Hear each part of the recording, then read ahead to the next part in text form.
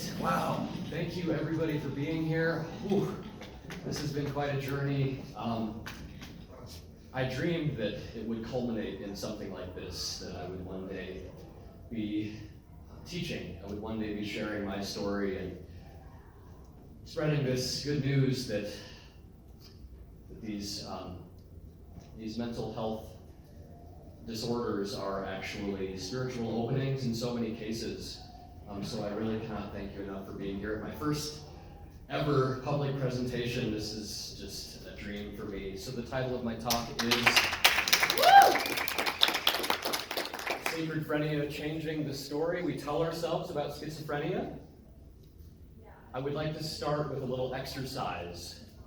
So when I say the word schizophrenia, what comes to your mind?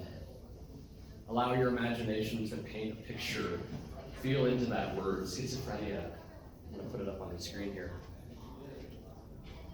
Feel into the word. Maybe you think of a disheveled man yelling gobbledygook on a street corner. Maybe somebody who's lost their mind, somebody unhinged, maybe somebody dangerous. It doesn't take long to realize when doing this exercise that there's a palpable stigma embedded within this word. We all know it. You probably don't think of this or this. What if this became the new story we told ourselves about this thing we call schizophrenia? What if it's something entirely different, light years away from what we've been imagining? I want you to notice what happens when I replace the word schizophrenia with the word sacredphrenia. I'm going to put that up on the screen as well. I'd like you to do the same exercise where you allow your imagination to paint a picture, feel into the word, what comes up for you. It's a much different experience, isn't it? Here in my first ever public presentation, I want to propose something bold, something, dare I say, crazy.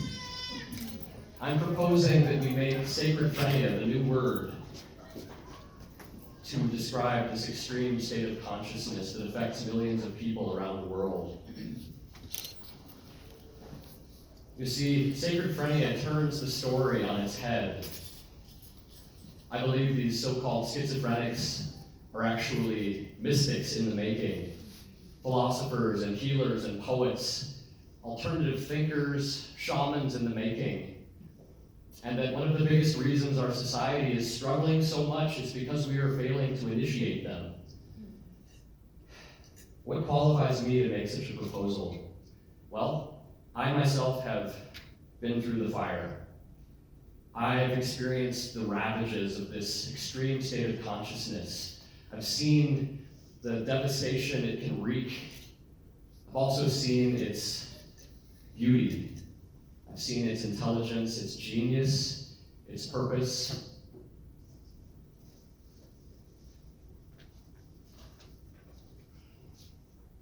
Especially when allowed to express what it's trying to express and when tempered with the right treatment.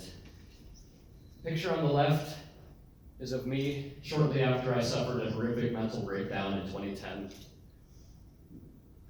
You may not be able to tell that inside that 19-year-old version of me is pure chaos. On the right is me 8 years later as Nesserman, the superhero of cosmic legend. I'll tell you a little bit more about him in a second. The story of what took place between the picture on the left and the picture on the right is really a spiritual odyssey, but for the sake of this presentation, I only have 12 minutes. I'm going to give you the Cliff Notes version. A year before the picture on the left, I found God. I became a spiritual seeker. My whole life became mysticism. I delved into the works of writers like Rumi, Osho, G.K. Chesterton, Alan Watts. And if you study the mystical traditions, you actually find that following ecstatic experiences like I had, often comes a dark night of the soul. That is what happened in my case. On a spring day in 2010, while I was taking a hike in nature, I suddenly had a thought that was unlike any thought I had before. It was fused with this feeling I can only describe as pure doom. Really hard to describe. It was something along the lines of, maybe we're effed, maybe we're fucked. That was the idea. I'd listened to some deeply disturbing conspiracy theories in the weeks prior, and I began to consider that maybe they were true, maybe we were really fucked. And so this was followed by a classic, I guess you would say, mental breakdown in many ways. I basically began suffocating or drowning in this inward sea of demons, aliens, hell realms, whatever other topic could produce a state of unending, relentless, adrenaline-fueled panic.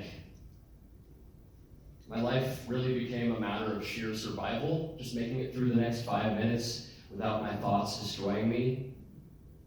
And that state continued for years. I was diagnosed officially with paranoid schizophrenia. My body began breaking down from the stress hormones that were raging throughout my system. I lost the ability to digest food. I lost the ability to feel love and most other positive emotions. I lost the ability to interact with other people without having to drink large amounts of alcohol. That actually did help a lot. And I did not have a drink before this presentation. My life really became a living hell, and that was the story for years on end. Yet through all this, somewhere deep down inside, I knew that something more was occurring. There was this piece of intuition telling me to avoid this antipsychotic medications that they wanted me to take. Many of the people around me hoped I would take. I really rejected the diagnosis from the very beginning, fortunately. Instead, I decided to delve into natural medicine. I spent thousands of hours literally studying every topic of holistic healing I could get my hands on. I tried dozens of different diets and healing modalities, everything you can name. I did fasts and coffee enemas. I took cold showers. I went on shamanic journeys. Slowly but surely, I started feeling better. And I began to realize this really was a process of spiritual renewal that I was undergoing. It took some time to connect those dots, but I began to see maybe this is not a brain disease, maybe this is a spiritual development process. And so I want to tell you, I'm running out of time. There's a machine that I'm offering sessions with at my booth called the Nesser that really helped me very much. It helped me dissolve a lot of this emotional trauma. Forgot to even do that, my story. Basically, I had an experience while I was using this machine called the Nesser, where my fears became personified in front of me as these impish little beings, and they became aware that I was no longer afraid of them. It was really a profound experience, and the inventor of the Nesser is actually sitting here right now in the front row, Richard. So I'm having that experience where I was proactive in that moment. I was no longer reacting to my environment the way I constantly was before. That's really the moment that I became Nesser Man. And the luminary in blue, raised by a group of hyperdimensional sonic beings, sent to Earth to blast through the echo chambers, binding us as a species. That's me on the moon. Nesser Man is underneath the ocean. That is me over She did a great job on my legs.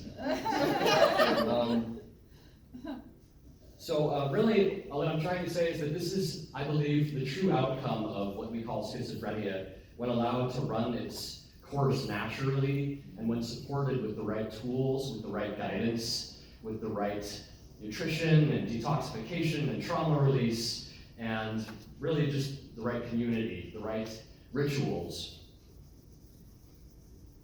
I'm not really the only person who thinks this either. It's really understood in a lot of non-Western cultures that when a person begins to hear voices, they are not crazy, they are opening to something else. They have a spiritual capacity that needs to be developed for the betterment of that entire society. So one of my favorite quotes is by Terence McKenna. I gotta speed through all this. You're gonna have a few extra minutes. Oh, that's awesome. We'll keep you updated. Nice. We're good. Okay, thank you. Right, I think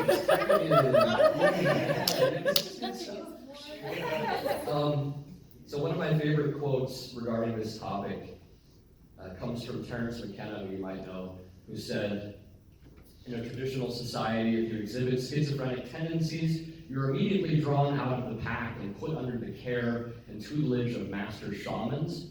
You are told you are special, your abilities are very central to the health of our society. You will cure, you will prophecy, you will guide our society in its most fundamental decisions. How different is that from the way we treat this condition in this culture? It's like night and day. So while I am not an official shaman, I do know what it takes to produce real mind-body transformation. So I have decided to step into this role of becoming a coach for these people and for others who are going through other types of spiritual emergencies, not necessarily just what we call schizophrenia or sacrophrenia. But I have created a program to help people tap into their spiritual gift and first of all, to ground. We want these people to ground so they can actually bring in this knowledge in so many cases. So yes, it is called the Sacrophrenia Program, and it is a 4-month coaching program to help you access your wisdom so you can contribute to planetary healing. Come on, Mike, stay with me. So, yes. Stage 1, basically, I'm going to just kind of breeze through this because I think we, still need to kind of go quick here. But stage 1 is the awakening, where we dial in the basics such as water, bio-individualized healing, diet, sleep, supplements, etc. Begin changing your health story. We do weekly Nesser sessions with the machine I told you about, an EMDR, learn helpful meditations, shamanic assistance. Stage 2 is the great departure, where we cleanse the liver and colon of deeply stored toxins and emotions, do a parasite cleanse. Spiritual clearing, learn the art of psychic self-defense, ancestral work. Stage 3 is the test, where we continue the detoxification process, undergo prolonged water fast, engage in holotropic breath work, cold water immersion. So this goes deep, as you can see. This is a rigorous itinerary of mind-body transformation. I can customize this to individual people. Maybe not all people are ready for this intensive initiation. I can, of course, tailor-make it for them, but Stage 4 is the illumination, where you go on your own shamanic journey, you uncover your personal spiritual gift, tap into your deeper creative abilities, reflect upon the journey you have been on, and give back to your community. So I just want to thank you for coming to my presentation. This is a historic thing for me. I've traveled a long way to get here, and it's been a beautiful journey for me. I'm happy to say it has become this magical thing. I invite you to stop by my booth if you really resonated with my presentation. I'd love to hear your story, maybe hear what stigma you're trying to remove. There are many out there, as you pointed out, and thank you for destigmatizing sexuality. That is so important, Monica. I'm offering free Nesser sessions if you'd like to experience the machine that I told you about. Maybe you'll become a superhero by the end of the day. And I just also want to say that anybody who books a free consultation with me at this event will get a special price on my program. And so last, I just want to invite everyone to basically start using the new word sacrophrenia in place of the old. It's time for us to change our understanding of this sacred condition, actually, this spiritual development process. And that goes for other spiritual emergencies as well. So thank you so very much.